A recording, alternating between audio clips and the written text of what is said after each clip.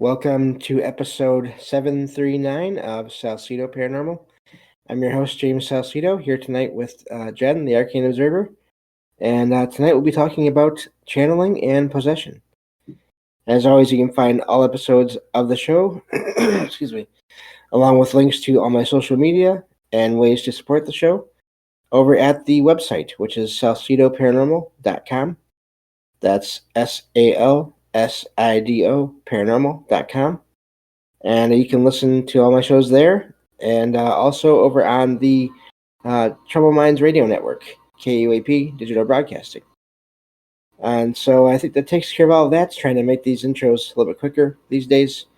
And that's in large part thanks to Michael Strange for setting up the website for me and everything. So I think we can get right to it here. This is something, again, a lot of these shows, these Saturday shows have been sort of, each one has come from part of a discussion from the earlier show.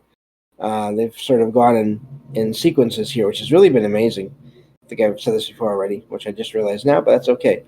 So thank you all for being here, and let's welcome Jen onto the show. Thank you for being here as well, Jen.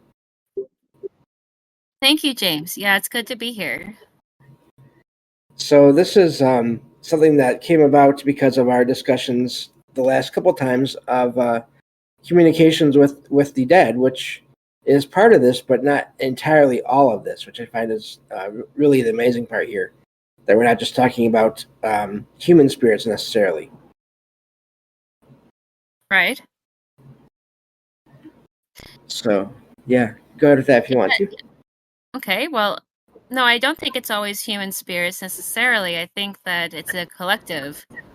So there's a collective experience that happens that some people can kind of tune into, and when they do, when they become when they begin to express or experience it, these different archetypes that are formulated from a collective experience of masses before them that are being expressed through the people that are when they're alive. And I think that basically the human being becomes a sort of channel for these collective expressions. And so that can be something that is usually not a problem, but on occasion the individual can become involuntarily sort of, I guess you would call it, possessed, is what we're talking about, or channeling. Channeling is different than possession. Possession would mean that you have involuntarily, in a way, or, people explain it the same way, but possession is a little different than channeling. Channeling, you intend to do, and you're aware that you're allowing a collective archetype to express itself through you as a medium. And then when it comes to involuntary expression, that is more like possession.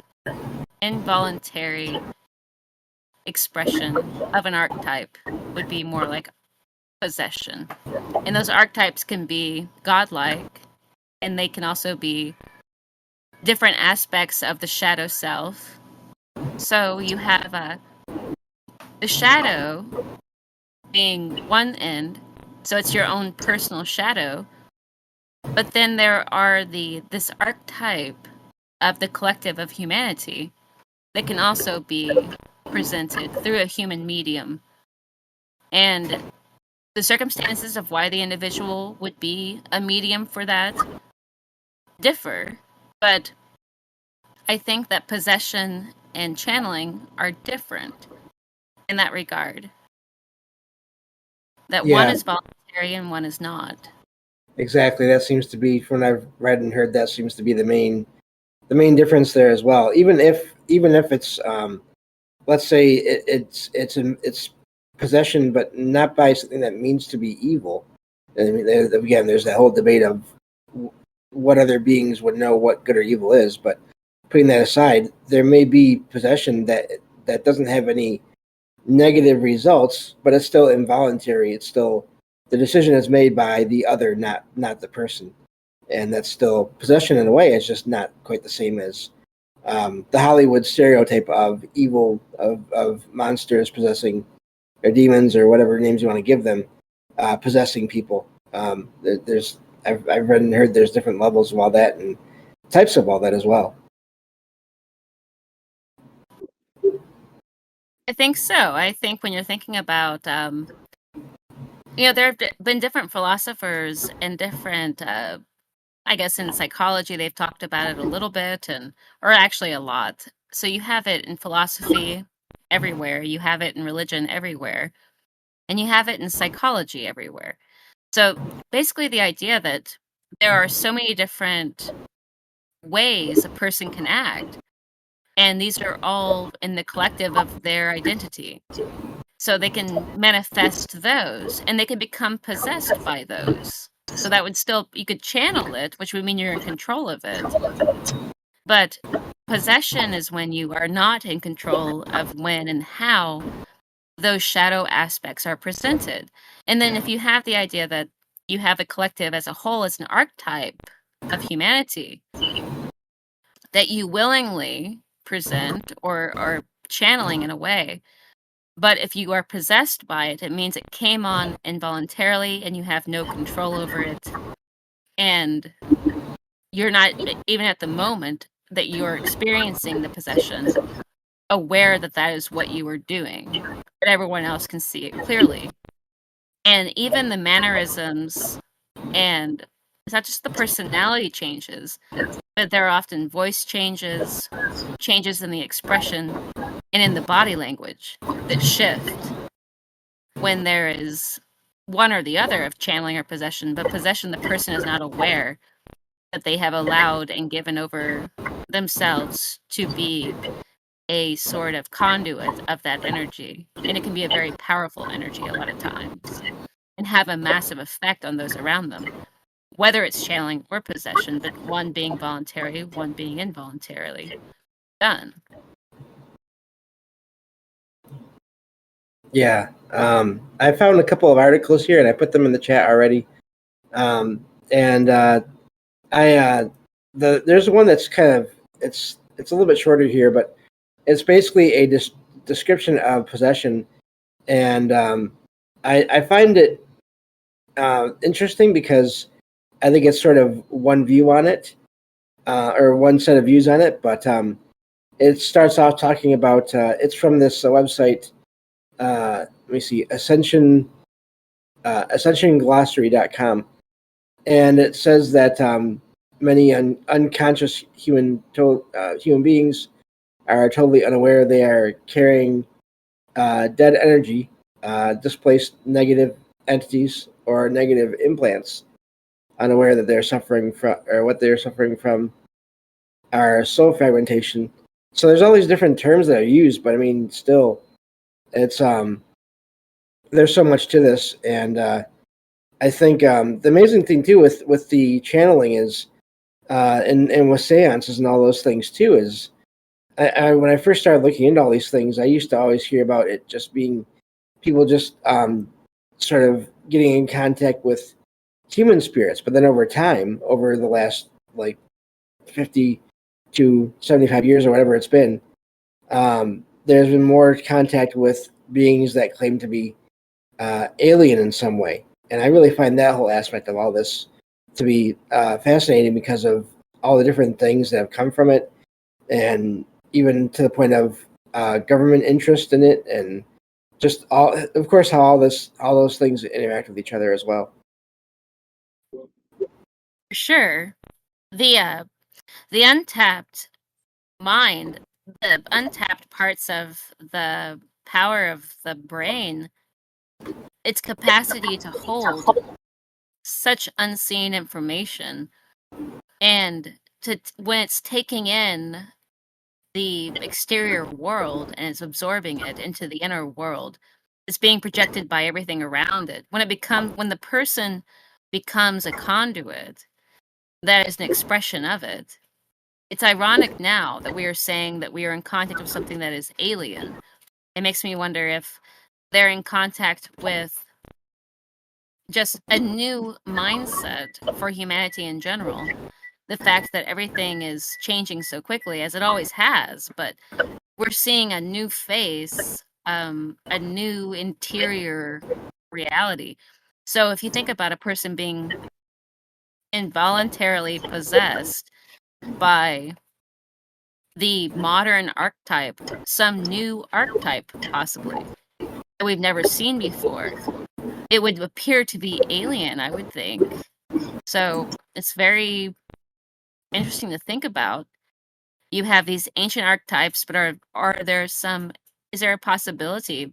Because if you think about the origins of those archetypes, they would have been generated over a great deal of time to even become godlike like that, to become a type of godhead. So if you think about that, if there is a new archetype appearing, and that is not defined by classic terms of the archetype, then we may be seeing a new face of possession in general. The idea that people are constantly able to take up different masks and present them to the world. But there may be a new type of archetype, a different mask than that has ever been seen before. And that maybe that has something to do with the idea of being possessed by an alien intelligence. Maybe it's something beyond just it is a part of the deepest subconscious, but I'm saying that it might be an archetype that is separate from it, that has separated itself from other archetypes in the past. Right. Yeah. So this other article here I found from let's see here, learningsupernatural.com.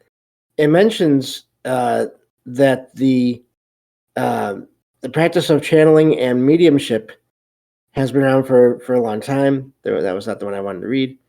That was not the paragraph I wanted to read. But let me see if I can find it. Okay. So it mentions that channeling, if I could talk, typically refers to when an individual allows themselves to be taken over by another entity, while mediumship usually refers to the ability to communicate directly with those that have passed. So in other words, it seems like they're saying the difference there is, one, the channeling is where you let that being in. The other is just where you're communicating with them while they're still outside of you, which is also probably another shade to all of these things. Yeah, well, the medium being, if you think about, like in artwork, you have the medium and you have the media. So the medium is where it's being expressed, and the media is the material that is being expressed.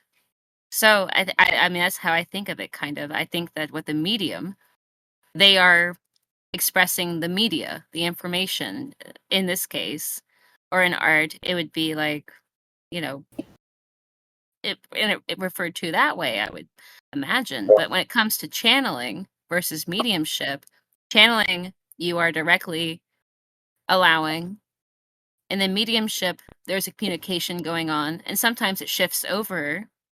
And if it was voluntary, you would call it, I mean, it's basically the same thing, but it's possession as we think about it in the West. But possession in a negative connotation would be that it's an unwilling experience, or that they intended it to go a certain way and they lost control of it. So in the case of a medium that is translating information, just communicating, should it overtake their psyche, they become possessed with it. And then they're expressing it against their it's not necessarily against their will, even they just lost control. And then they can't get control back again.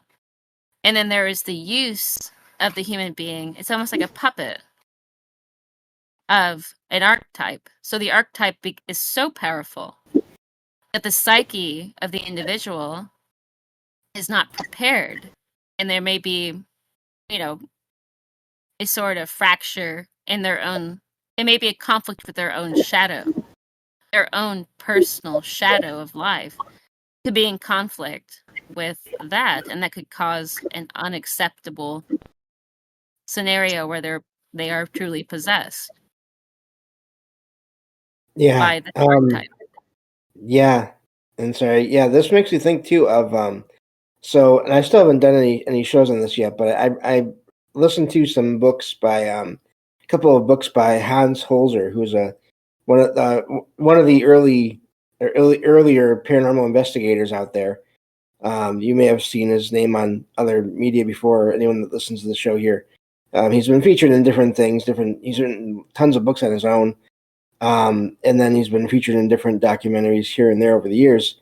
I believe he passed on years ago now, but he had a different way of paranormal investigation in that he always went with someone that uh, he thought seemed to be a valid, a legitimate psychic or medium that could then communicate directly with whoever or whatever was in any given haunted location. And it seems like in not all, but in many of those cases, there was again this channeling of this other being, and sometimes to just minor degrees where it was just the medium would be talking in a certain way that was different than their own. Other times they would even act out in different physical ways. And there's one that I really find fascinating in all this is that in one case, and I don't remember the details now of who or where or how all that worked, but the spirit involved wanted some kind of like a, what do you call it, liquor, like a beverage, alcoholic beverage of some kind, and they were given that, and it seemed to please this entity. And then when they left this person's body, the person didn't feel all that, like they didn't feel all that different. It was like the sensation had been taken away by that other being from them. That sensation of having had any kind of alcohol, which I really find fascinating.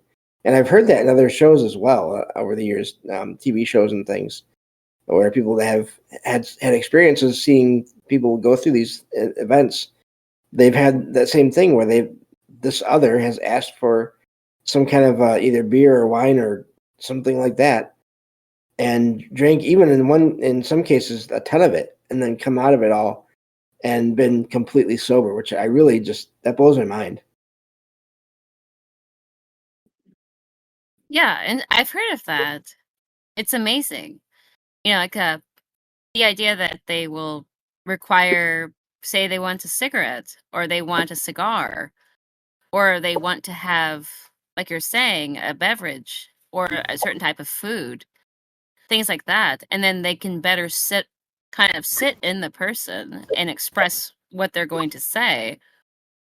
Like that's the state that they are in, and then yet when they leave the person that was manifesting the entity, they don't feel the effects. The opposite person left with. So I think that's really. I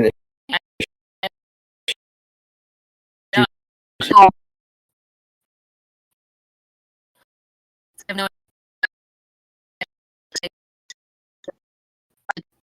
Yeah, your general okay. second shakes can be weird sometimes, but so Jennifer, kind of the internet was going on. Yeah, I think it seems better now. Yeah, but yeah. So no, I it's just wild how It's all that right. they can take on whatever it is that they can, and then there's no effects afterwards. It's just really amazing. And I really wonder how far back It that is. goes. I mean, we hear about it now, but I wonder how far back that's been recorded as well. I don't know. I've always heard about it. I mean, I've read it. I've seen it when talking about this, where there are even certain things laid out to draw the personality, the person, the medium, in quotes, I suppose. But an individual will voluntarily, or they won't even be aware that they're doing it, but they are setting themselves up to become sort of the pipeline in a way, and they'll have this whole thing that they will do, a ritual of sorts, and that will be what allows it to come through, and then it's maintained like that. But then there are other cases where they did no preparation, and they get into that state of mind, and then they require, or they will request, and then there's a sort of stronger manifestation because of the affirmation of it existing again, of its being in the flesh. So I think that it has something to do with, I mean, especially when it always has to do with some type of consuming. So when it's consuming, but there's all this, there's a lot of falsehood with it, and there's a lot of confusion, because I think that even though it's happening quite often and possibly happening all the time to different degrees in the West, as it is around the world, it's difficult in the West to understand exactly what the mechanism is of how this is occurring or why it is occurring. And so it presents a lot as being something that is frightening, because it is not well understood and not much talked about. Especially the fact that, and so I think a lot of times in that way it is involuntary. And that is why there's such a prevalence of fear of possession in the West. And for good reason, because there could be anywhere, actually. It's everywhere in the world. But it's just ideally not losing understanding that there are other archetypes and that the person is always manifesting those. In addition to that, there are archetypes seeking to manifest that could manifest involuntarily in an individual. And the individual, if they are not whole within themselves, if they have a shadow aspect that they have not reconciled with, which is very common, there could be a conflict there. And so what you get is something very confusing, and the person acts in an odd way. Yeah, this is reminding me of. I wonder how often this happens with people, and especially maybe even children, when they have experiences where they're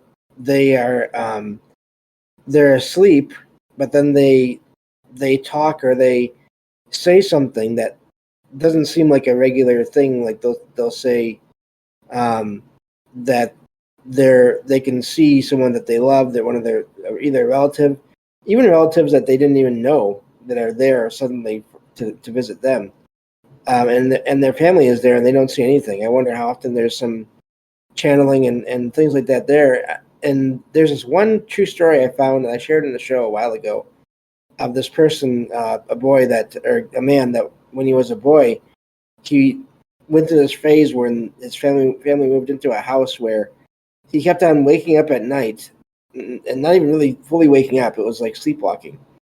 And he would find himself in the attic and with a half circle of coins of I forget what exactly the denomination was, but and this was in the UK, so it was money from there, and he'd be talking, and he'd wake himself up talking, and not know why he's there. And I guess this happened several times until the attic was eventually locked up, and he couldn't get in there anymore. And to do that, and I really wonder what the significance was of the coins, if it had to do with whatever was communicating with him.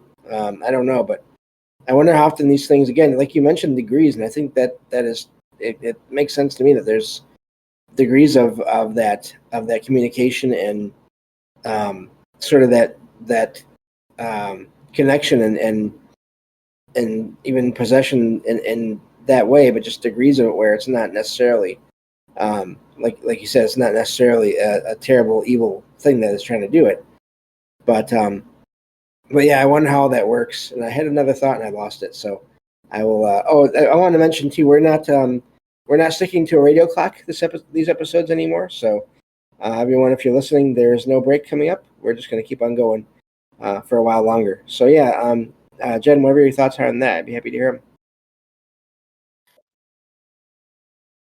Well, just that, I think that when a person is expecting to do this, or a group of people are expecting to have this experience, or an individual is intentionally seeking out some sort of unification and making contact with some deeper part of themselves, whether it's some aspect that they are not in contact with, which is really rare that they would even think that. But oftentimes, if they're just trying to communicate with the other side, and then they are successful in doing that, the first degree would be necessary first, I would think. That you gain some type of mastery over yourself. That can only be learned one way a lot of times, is by making mistakes. And that's where a lot of times it ends. So you make the mistake of archetypes coming through, and the individual does begin to present with it. And that's where it's very dangerous. I think it's very slippery. And then if they begin to think that the archetype is themselves, or if they begin to think that the entity that they're not even sure necessarily that they are actually channeling an entity, or that they are presenting that, if they are not certain that it is not themselves, but is some aspect of themselves, that confusion in itself can drive them mad. And you see that a lot in mediumship and in people who do mediumship and psychic activity, that it is a lot to handle. And trying to differentiate between these different personalities of themselves, and the memory of that being held in the unconscious mind, the subconscious mind, then you throw into that there are actual entities in the environment seeking to express. And I have heard accounts of people who, when it comes over under certain circumstances, which is really interesting, about what we were talking about earlier with a certain drink or a certain food or a certain scent or whatever. But the individual completely changes, even the way that they are walking, the way that their whole posture, their voice changes, and then their expression changes. So much so that people who are looking on begin to even see an entirely different face somehow presented on the facade of the other individual who is channeling the entity. And so, but when that gets out of hand, it's with terrifying results. Because not only is the individual not aware that that is happening, but those around them are, or in some cases, the person is aware that there is something like this happening, but they don't know what it is. And they wouldn't know why it is. It's just that they have no shielding up. They have no preparation that that's going to happen. Or that's a lot of it, I think, is that, especially if they're seeking out doing it. But when it happens to people who are not expecting it to happen, that's where we get the classic idea of possession. It's really interesting in a lot of movies to do with this, or a lot of pop culture. There's always, they talk about this gateway effect. They were doing this. They were dabbling in that. And then this sort of thing creeps over. They know why it kind of happened, but they don't know how they lost control of it. And they don't know how to go back to where they can keep control over it again. Because they've sort of opened this gateway, but it's all this very deep sort of, and then you have to enact a whole ritual to put them back into themselves, essentially, that the person come back to themselves, and that was good enough, that they don't need this overlord, basically, because they become attached to it, because it seems to know more than they do. At least they think so, even though it's a collective intelligence. That's what a demon is, a collective intelligence. And so it's presented in a horrific manner in Hollywood, but I do believe it is a true phenomenon in general. When people take up any type of shift to present themselves in any manner whatsoever, they are putting up a certain type of mask.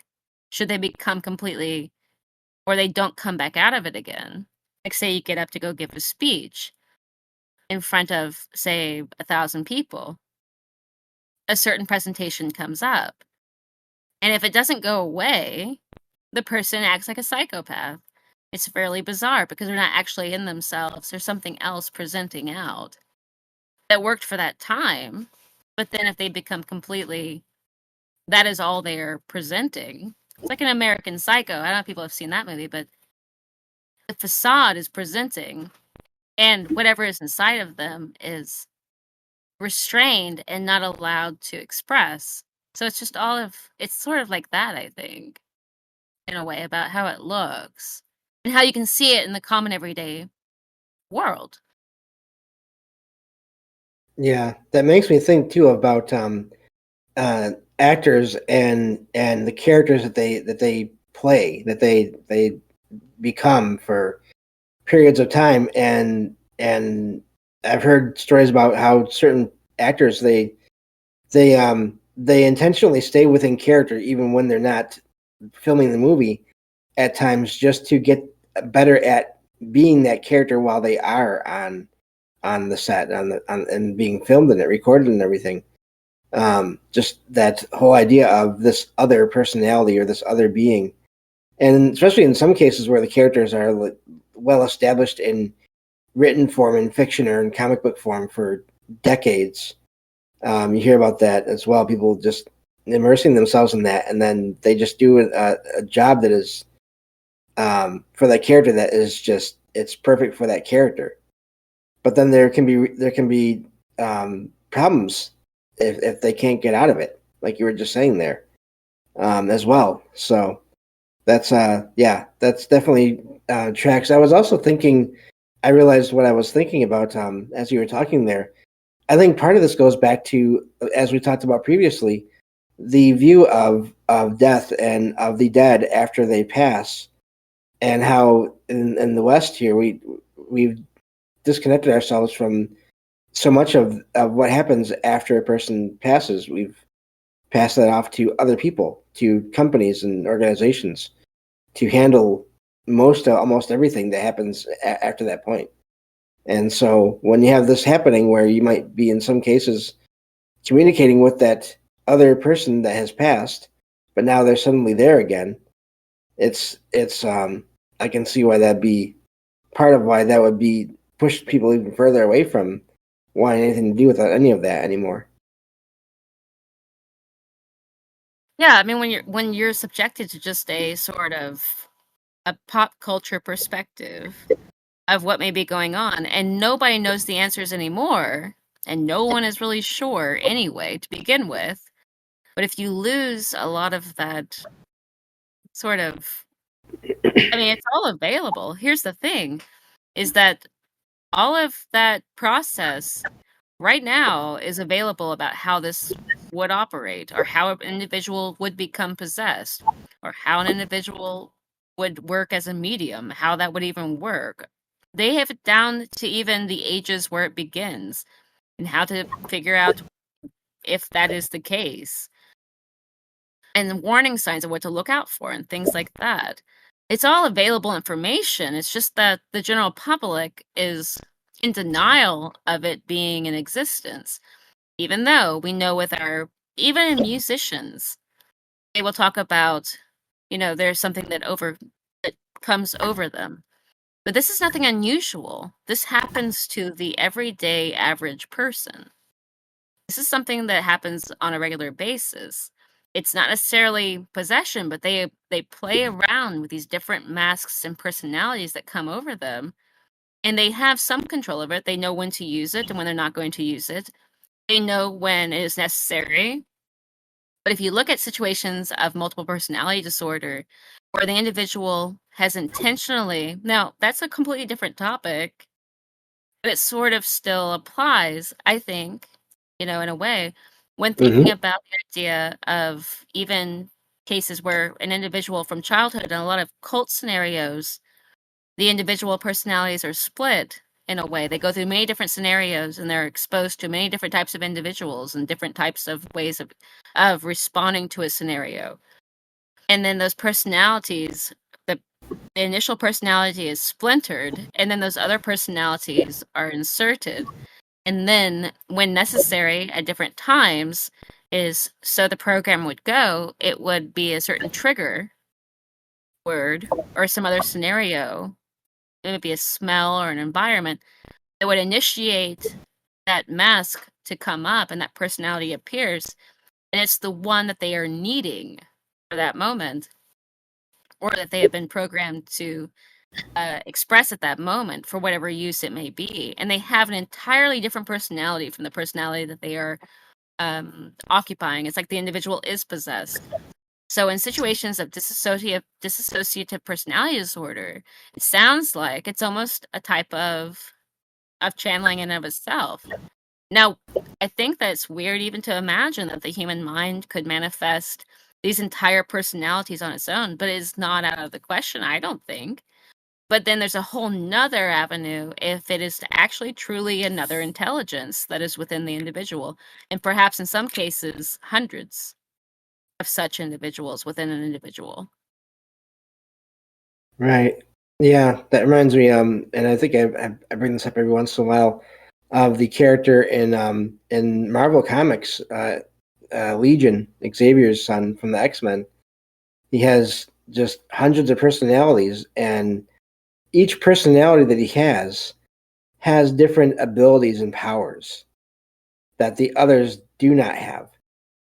And so he is this amazingly powerful individual because of this whole community of others that are in his mind that I don't know the details if they're actually him or not, but either way, it's still similar. And he's just one of the most powerful characters in the comics to begin with. And of course, he's the son of another one of the most powerful characters in the comics, who is, I just realized this now, Xavier is very unified in that he has this one set of abilities and this one personality. And then you have his son, who is the opposite. Except the power levels are all still there. But yeah, I just wanted to refer back to this article here. It mentions how the idea of mediumship and spirits and all these things, and even astrology, goes back to the earliest known records of this go back to over 5,000 years ago in Mesopotamia, it says, where the Sumerians established a belief system on all these things. Then, of course, it mentions ancient Greece and Rome, where mediums often served as advisors to rulers. Well, I think that's been going around probably before that and after that around the world, who believed that they could provide divine guidance for decision making. So just examples of these things. And of course, it mentions how channeling has been used in many indigenous traditions, such as shamanic practices found among Native American tribes across North America. So again, all these different parts of the world and times around in points in time around the world, this has all been various aspects of all these things have been around for a very long time now. Yeah, it's really incredible.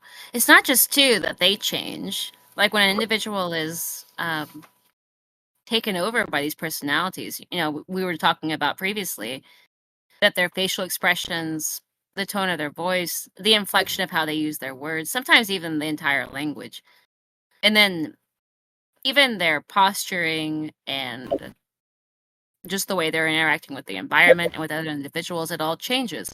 But there's a whole nother level that I've heard about where it's not just that, but even the environment itself becomes affected by the presence of this archetype or this demon or this type of entity. And this is multiple different types of entities who could present this way, but it's really fascinating. One case I heard about where the individual they were unconscious to what happened, or, well, in a way, they couldn't act upon anything. They were aware it was going on in a way, and then sometimes they weren't aware of it at all. But in the environment, they were able to manifest things like rain inside an enclosed house, or there was poltergeist activity. The environment would move around them. So we hear cases of that, and it's often very terrifying, but there's a manifestation of that. And then there's a grandiose sort of presentation of the entity because they're able to affect the environment in such a manner that it's as if they are in contact with some type of ancient deity or something of the type. And in those scenarios, it's always about trying to figure out who it is. Because the person, a lot of times in these scenarios, they lose control of their ability to coalesce themselves alongside this sort of grandeur of this other type of entity. So if this entity is able to, say, manifest poltergeist, or to change the interior weather of a room, whether it's through rain or something else, they are aware that there is something present that is beyond them, and they feel helpless in it. And so even though they are the one that is the pipeline for it to manifest, and is using their own energy force in a lot of ways, but in other cases, it's like the energy force of the entity takes them over, and it is so extreme that it leaves the person exhausted in a way. Like they are a horse being ridden by another intelligence. Yeah, and there's so many cases of not only objects being moved around, but I think you mentioned this before too the last time. The cases where there's levitation involved of the person, as well as other objects, but even just the person themselves. That's a lot more mass to be lifting up, but you hear about it, and the whole idea. We may have to do a show on that at some point too. Just the idea of levitation in general, because it's so common in so many ways throughout, not just possession or channeling, but just it's a I don't know. It's like a common type of effect that other forces can have on objects or people in some cases that you hear about over and over again throughout time. And yeah, I just saw in the chat that I haven't been watching the chat as close as I want to, but and then Jen mentioned this before as well, levitating saints. But just anyone who's even, I mean, you see it in the movies as well, where people that are being possessed, they're rising up in the air. There's nothing below them as well. So, but then you have that with people that aren't dealing with any kind of possession, as far as we know, or channeling, that also seem to be able to do that. So the whole that may be a good topic for another time, is just the reasons why anyone or anything will levitate, and how there are so many commonalities between so many different experiences that involve that. Sorry about that tangent there, but that's where my mind goes with all this as well. One of them that stands out to me a lot, and I've been really focused on that, because it stood out to me, particularly in it's just levitation in general, and I began to see that there was this odd coincidence where, with the manifestation of levitation in the saints, in one particular case, well, all of them manifesting different types of miracles, doing things that were outside, breaking the laws of nature, basically, that we are aware of. In the case of levitation, Simon Magus, in front of the court of Nero, levitated off of a tower. And as a presentation of his abilities, and then in the instance that it was John and Paul that were enacting their own power and energy through another manifestation that caused him to fall. So, and it was a type of, they described it as a sort of exorcism, but it was as if it was breaking the power of the archetype over Simon Magus in a way, and so that he fell. So it was believed that he was being lifted up by demons. Now, the concept of like moving freely, I mean, demons and angels, and trying to figure that out and talk about that, which we should do at some point, talk about the difference of what does it mean even, is there a difference at all? But the power was said to be so strong that it left the power of these other two saints that were in prayer against him, for reasons we could go into some other time, because they were in opposition with each other, that there were imprints left by their knees in the stone. So they literally like caused an indention in the stone floor of Nero's court. And that in the case with Nero, like Nero himself witnessing this, Simon Magus lifted up off that tower and levitated in another. There are different stories and accounts, but some say that he was 100 feet off the ground, at least. Right. And then there are Yeah. other saints that present in many other ways. It's incredible. There's always to do with an ecstatic state in these cases where they are outside of themselves, and there is something else manifesting in them.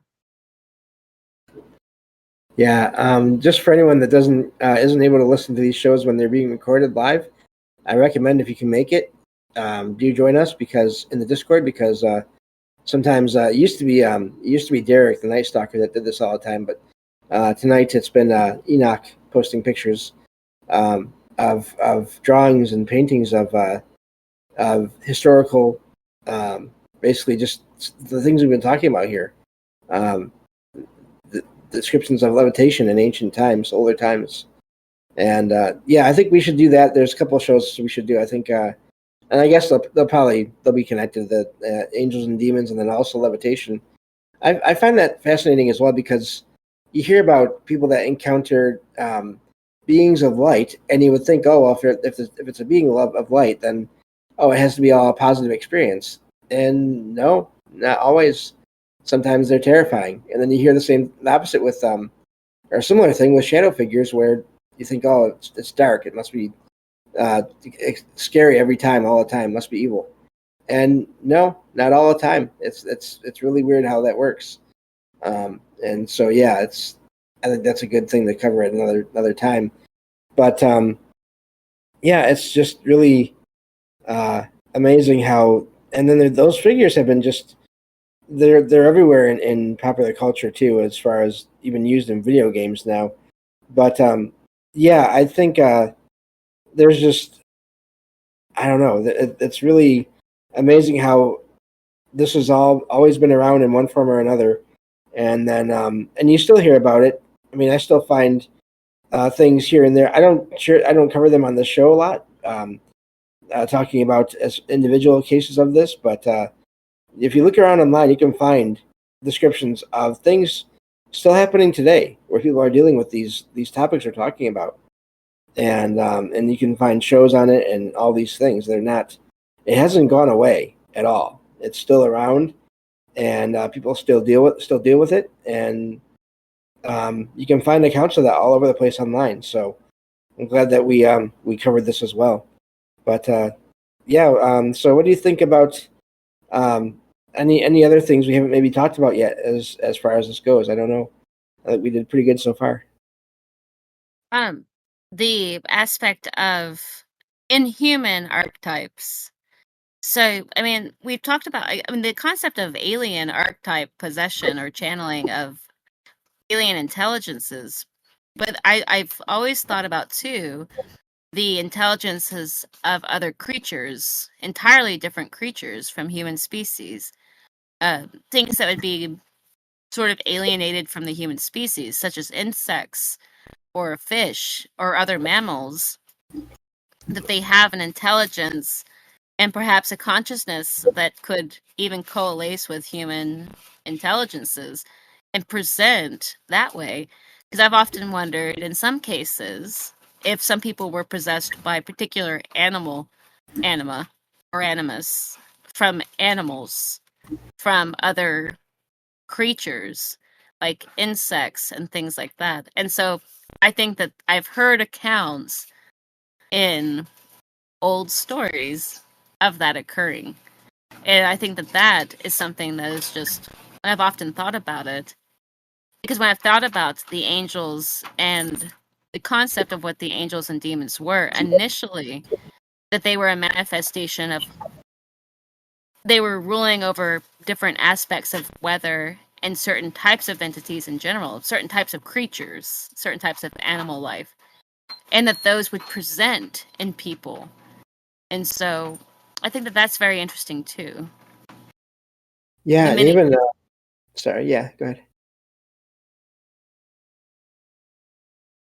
Oh, Oh, sorry. Go ahead. No, just the many faces of the way that those can be that the idea of possession by an angel or a demon, a messenger, essentially could entail also expressing the very essence of these particular animals or insects or weather in the individual that is possessed by that particular angel or demon, because the angel or demon is a sort of conglomeration and the creative power behind those forces in nature. So I've heard accounts of that are just really odd. that's amazing because and I'm sure you have too, heard of accounts where people, when they are possessed or channeling, even just channeling, there will be not just a levitation necessarily, but just a movement of air, a sudden burst of air around the person, or near the person, or even in some rare cases, of course, there's fires that happen.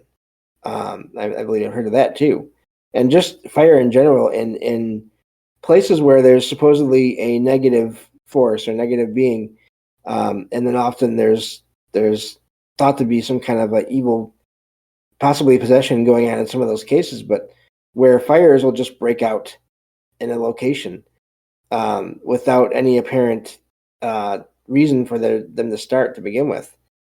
And but then you have the more benign accounts of just air movement in places where there shouldn't be any wind or any changes in temperature, and you get that as well. So, and that's not necessarily always around people that are channeling or possessed, but I've heard that in some of those cases as well.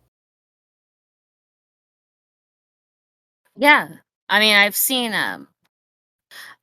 personally, like one time in the midst of a séance, that everyone had a glass, they had ice in it, and they had their drink in it, whatever they were drinking, like water or just whatever they were having. And the ice popping out of the glass, and, a sort of a change in the environment in general, but basically just like you could say that maybe it was poltergeist, but there was such a change in the environment, such a change in the barometric pressure and things like that. It presented in the environment, the walls creaking and things like that, doors opening, all due to a shift in barometric pressure in the room, as if the weather had come into the room. Yeah, A and chill even and or a heat, things like yes, that. yeah, yep, definitely. And then Matt's on the chat says candles flickering. There's so many accounts of with involving candles too, with flames. Either candles lighting up out of nowhere, or of course in some cases blowing out. So yeah, it really is. There's something to that whole effect of the elements, manipulation of the elements and everything. I did want to mention too, the animal aspect of all this too, is that I know I've heard over the years, that there's all kinds of martial arts styles and fighting styles that involve uh, animal characteristics in them, and even I've heard of people just across different parts of the world that would um, get into a mindset of a certain kind of animal in defense of their own land, and they become known as these amazing, fearsome warriors that were extremely difficult to defeat because they acted in these ways that were almost not even necessarily really human. And I wonder, I mean, that's just an amazing idea of sort of a a large number of people really um, getting into a mindset or being sort of, I don't know, maybe in some cases coaxed into a certain mindset by another consciousness, another force as well. Yes, they would align it with the planets even at times. They would look at certain stars in the sky. The berserker effect.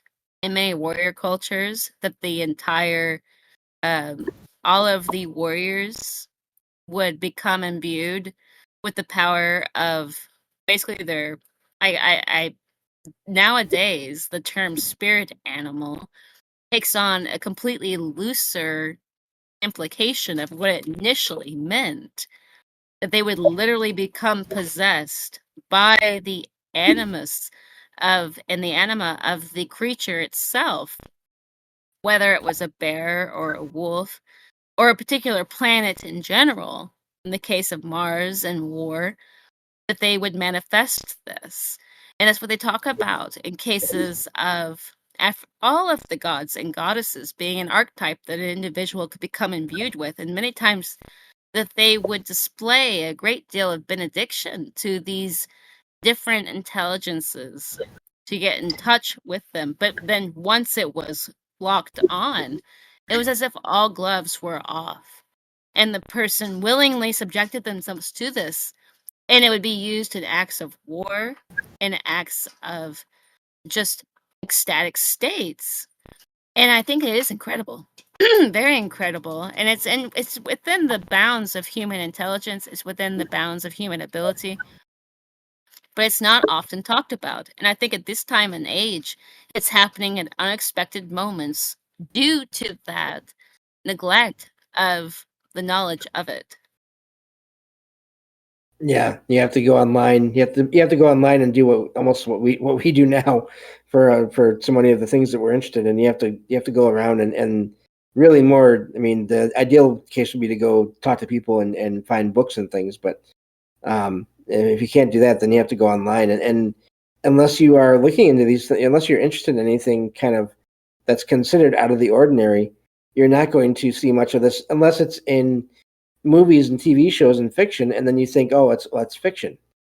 But as I said so often before, I think all fiction is real somewhere or some other time, whether it's been here or not. I think it's all from somewhere, and it goes places, and so I think it's all still connected. And I think that's especially true with things that are just completely exaggerated or twisted in Hollywood and in TV shows, but they do have at least one detail in there or two, or a few details that may be accurate, but then it's changed to make a more dramatic effect for whatever the TV show is or the movie is.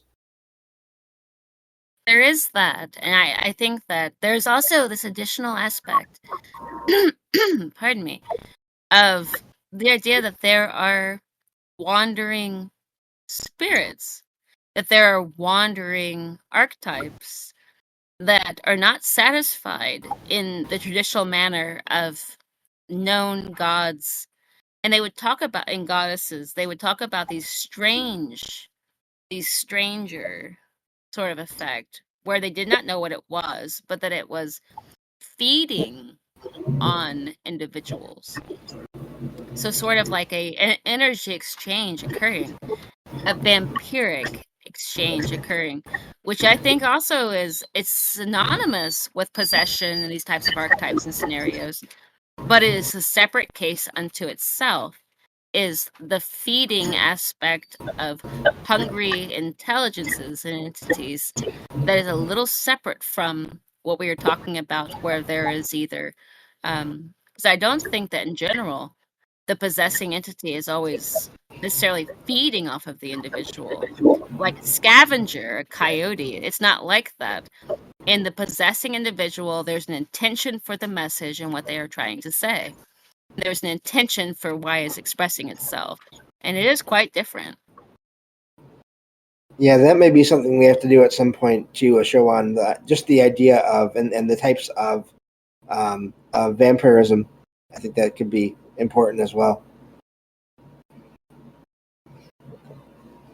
So, but yeah, I think this has been great. I think we're gonna end it just about here. But thank you as always, Jen, for being on the show with me, and I will talk to you in a few minutes here after you start our next show. Thank you, James. I had a great time. Thank you. Yeah, and thank you all for being here and listening in. And we're going to be doing these shows again, still doing these shows on Saturdays. We're just not going to take a break in the middle like we used to. So, and some of these may go on longer than an hour. We'll see what happens. Tonight we're cutting at about an hour because we have a Patreon show to do. So, but thank you all for being here. I need to scroll up here so I can get to the button to stop the recording. And then we'll go from there. But thank you all. Please check out all the links in every episode description. And for Troubled Minds Radio Network, KUAP, Digital Broadcasting, and for Jen as well, for the Arcane Observer. Thank you all, and talk to you all next time on Salsido Paranormal. Take care.